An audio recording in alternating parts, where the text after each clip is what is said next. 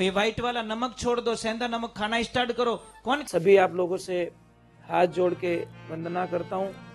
हमारा जो चैनल है श्री सोनू महाराज, वो चैनल जरूर सब्सक्राइब करें और इन वीडियो को शेयर करते रहिए। मन को बोल दो यार, बहुत भटक गया तू, बहुत भटक गया, बहुत भटक गया। एक बार शरणागति ले ले, फिर देखो आनंद खुशियां मिलती हैं। सब जगह मन को भटका के देख लिया, वो मन कहीं के ओ खाऊं ओ ले, ओ खाऊं ओ ले, हमें के थोड़ा ढब जा भाई, थोड़ा सा अटी हालनो स्टार्ट हो जा तू। और देखना जिन जिन ने इस मन को परमात्मा की तरफ मोड़ा, उनका नाम इतिहास के पन्नों में अमर हो गया साहब। संत रविदास जी महाराज ने भगवान की तरफ मन मोड़ा, अमर हो गए। लिखवाराम जी मन मोड़ियो, अमर हो गया। खेतेश्वर दाता भगवान की भक्ति करी, अमर हो गया। राजेश्वर दाता भगवान की भक्ति करी, अमर हो गया। मीराबाई भगवान की भक्ति करी, अमर हो गया। मरना किसको नहीं, मरना निश्चित है, पर मरना भी ऐसा होना चाहिए जो इतिहास के पन्नों में नाम लिखा जाए। ये जिंदगी को समझने की कोशिश करो महापुरुषों।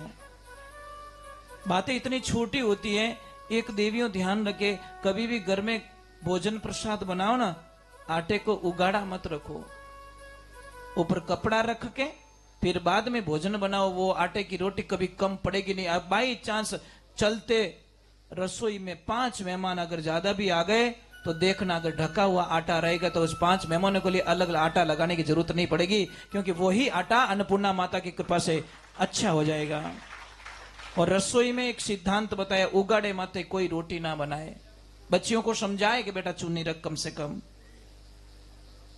मैंने कई जगह देखा उगाड़े माथे रोटी बनाते हैं, मत बनाओ भाई, अच्छी बात नहीं है। और आपको अच्छा जीवन जीना है तो गेहूं की रोटी कम से कम खाना स्टार्ट कर दो, हजारों बीमारियां खत्म हो जाएगी। थोड़ी मकई की रोटी खाओ, थोड़ी बाजरे की रोटी खाओ, थोड़ी ज्वार की रोटी खाओ।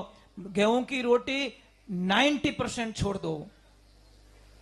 देखना आपके दवाओं के पैसे बचेंगे महाराज, हम बचाएंगे नहीं, आपकी रोटी बचाएगी। आप ट्राई करके देख लो, आप हांडी की दाल बना के देख लो, हांडी में सब्जी बना के देख लो, तुम्हारे गैस्ट्रिक की तकलीफ खत्म हो जाएगी साहब। कोई दवा लेने की जरूरत नहीं है। और किसको कितनी भी गैस्ट्रिक हो ना, मैं एक दवा बता देता हूं, अच्छे हो जाओगे आप। किसको कोई तकलीफ हो, घनी रही 80% लोगों को है, 1-2 को क्या है। यहां बैठे सब गैस की फैक्ट्रियां ही तो है, मजाक नहीं कर रहा हूं। गैस ही गैस है, गैस ही गैस है। गैस बनने का कारण क्या है? डाइजेशन सही नहीं है, और खाना नहीं पचेगा तो वो गैस बनेगा। एक तो भूख लगते ही खाना खाओ, टालो मत कि आधो घंटो बड़े रुक जाऊं। नहीं नहीं नहीं नहीं नहीं, क्योंकि हमारी अग्नि, पेट की अग्नि बोल रही है खाना आने दो, मैं उस खाने को पचा दूंगी। बाद में दोगे तो खाने को सड़ा दूंगी मैं। खाना वही है साहब, वेड़ा रहा वायोड़ा मोती निभजे। मैं कहता हूं कि 10,000 का पर्स मत रखो, 1,000 का पर्स रखो और 9,000 रुपए उसके अंदर रखो। ये हमारी थिंकिंग है। अब पर्स तो 10,000 और मायने 20 रुपए को नहीं। गाड़ी लियोड़ी फॉर्चूनर, तेल भरा 300 रो, भाई ये गड़बड़ है।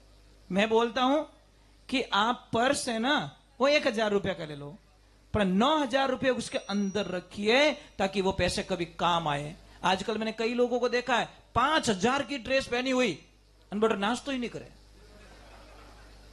नाश्ता भी नहीं करता महाराज। क्या पैया उपड़ जाए, ड्रेस की तारी 5,000 ही ले, बॉडी के ऊपर ऊपर तूने 5,000 रुपये चिपका के रखे तो 50 रुपये पेट में तो डाल दे भैया, वो खटकता है। मैं तो कहता हूं पहले खाना अच्छा खाओ, कपड़े फटे हुए चलेंगे, जूते फटे हुए चलेंगे, कैसी भी स्थिति में जी लेंगे, परंतु शरीर के साथ में नाइंसाफी मत करो भैया। इसको टाइम पे खाना तो खिला दिया करो, इतनी मेहरबानी कर दो। मिट्टी की हांडी में बनाना स्टार्ट करो, ये व्हाइट वाला नमक छोड़ दो, सेंधा नमक खाना स्टार्ट करो। कौन कहता बीमारियां नहीं जाती? पर बीमारियां तो हम लेके आते हैं। नमक कभी भी प्लास्टिक के बर्तन में ना रखे, लोहे के बर्तन में रखे। लोहे का कोई भी कांच का कोई बर्तन हो ना, उसके अंदर रखे। और सब्जी हमेशा लोहे के बर्तन में बनाने स्टार्ट करो। Aluminium no allow. लोहे की कढ़ाई रखो, लोहे की कढ़ाई के अंदर सब्जी बना के खाओ। लोहे की कढ़ाई के अंदर दूध गर्म करके पियो। आपको पता है भट्टियों पे दूध उकलता है, स्टील की होती है वो क्या? एल्यूमिनियम की होती है क्या? पीतल की होती है क्या? वो कढ़ाई किसकी होती? लोहे की। तो उस दूध में स्वाद इतना बढ़िया क्यों आता? पीते पीते लोग लाइन में खड़े रहते हैं, अरे यार भट्टी का दूध है, क्या बोलते? कढ़ाई का। कहते कि नहीं कहते कि कढ़ाई का दूध है? वो दूध में स्वाद क्यों आता है? क्योंकि लोहा और दूध के बीच में कॉम्बिनेशन बहुत अच्छा है। आयरन पैदा करता है, और आयरन से हमारी हड्डियां मजबूत होती हैं, स्ट्रांग बनते हैं हम लोग। वह ठीक है, एक काम करो ने, 5 मिनट रो टाइम दू, प्रसाद आई गयो। क्योंकि अब ओ आयोडो जो को मारा शब्द दोरा होनी जे, क्यों वो दिख की गिलास। मैं नहीं चाहूं कि मारी बातों में थोड़ा कटे गाड़ी रो भजेड़ लागे। सिर्फ 5 मिनट, ज्यादा नहीं दूंगा। और भैया कार्यकर्ताओं से निवेदन है कि ये दूध का प्रसाद है ना, हाँ बहुत अच्छे नसीब वाले हो, दूध मिल रहा है आपको। इस प्रसाद के पीछे तुरंत का तुरंत आपको सबको पानी पिलाना है। क्योंकि झूठे मुंह तो मैं जय भी नहीं बुलवा सकता आपसे, पाप लगेगा। इसलिए जिसने दूध पी लिया पियो, पर थोड़ा सा पानी की एक घूंट पी लेना, ताकि हमारी शुद्धिकरण वापस हो जाए, ताकि हम भगवान के वचनों को दूषित ना कर सके। और ज्यादा समय नहीं लूंगा, एक भजन और सुनाऊंगा, उसके बाद मैं आरती करूंगा। आरती के बाद में कोई साधना आपको बता के आपको छुट्टी दे दूंगा।